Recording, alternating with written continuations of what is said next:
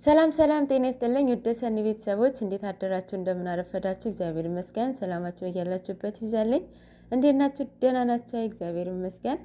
እንግዲህ ጨረቃዎቹ በተከታታይ 300,250,000 ገብቷልና እንኳን ደስ አላችሁ የልፋታቸው ውጤት ነው ነው ለመናገር የሁለታቸውም እገዛ አለበት ቅመም 250,000 ቤተሰብ ማፍራት ማለት ቀላል አይደለም ብዙ ውጣ ውረድን ልፋትን ያየችበት ውጤት ነውና እንኳን ደስ አለሽ የብሩኬንም ልፋት አለበት እና እንኳን ደስ አለክ ማለት ነው እንኳን ደስ አላችሁ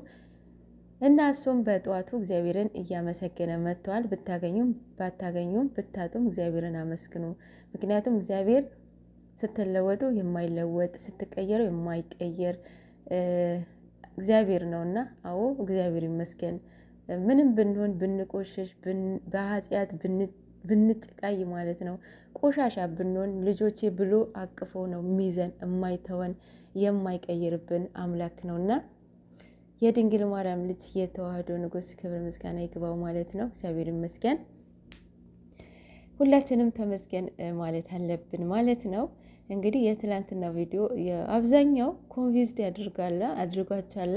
እውነት ለመናገር ያደርጋል ግን ቫይረስም ባይነኝ እኔ ማለት ሌላ መዘዝ ይዞ እንዳይመጣ ማለት ነውና ቫይረስም ጥሩ ነው ይሆናል አይደለ ቀልጠፍ ያለ ነገር ቢሆን ደስ ይላል ህዝቡም ኦዲየንሱንም ደስ ብሎት እንዲያየው ማለት ነውና እና አትሸወዱ ስራ ነው እየሰሩት ያሉት ማለት ነው ሌላ ደግሞ ምንቴ ነው ማን ነው ተብዬው የሆነ እንትን የቅመማ እንትን ስም ሲነቀስ ያየው ነበርና በመጀመሪያ ደረጃ የንቅሳትን አንዳንድ ወጣቶች ማለት ነው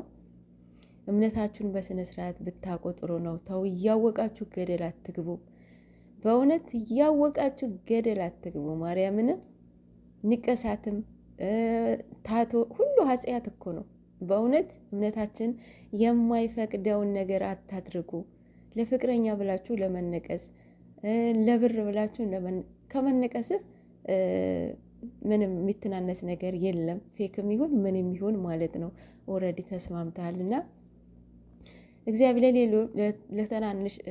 እንትን ወጣቶችም እንደዚህ አይነት ነገር ባታስተምሩ ጥሩ ነው ማለት ነው እግዚአብሔር የማይፈቅደውን ነገር ባታደርጉ በእውነት እያወቁ እኮ ነው የሚያነድደው ነገር ማለት ነው እያወቁ እኮ ነው ታቶ የሚሰሩት የሚነቀሱትም እኮ እያወቁ እኮ ነው እግዚአብሔር የማይፈቅደውን እምነትን የማይፈቅድ ነገር አታድርጉ ማለት ነው ሌላ ደግሞ ሂውማን ሄር ነው ሂውማን ሄር ሴቶችዬ ሂውማን ሄር ይቅርባችሁ የእውነቴ ነው የምላችሁ ይቅርባችሁ ተው ግን ሂውማን ሄር ከምን እንደሚሰራ ታውቃላችሁ በነገራችን እኔ ተጠቅሜው አላቅም ማለት እንትን ዊግ ይሰራ ነበረ በፊት ማለት ነውና እና ጥሩ እንዳልሆነ ነው ማለት እኔ አሁን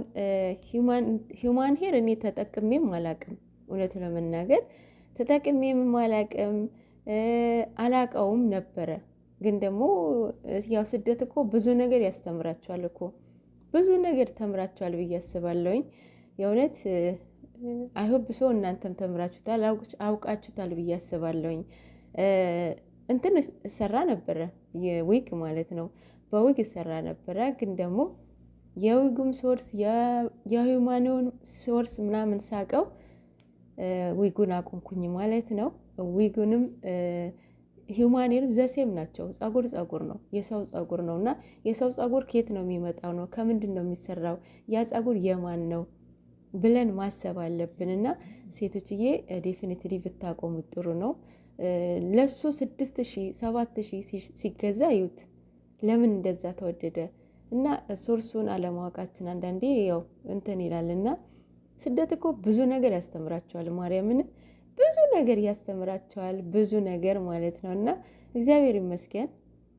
ስደት ብዙ ነገር ስላስተማረኝ ማለት ነው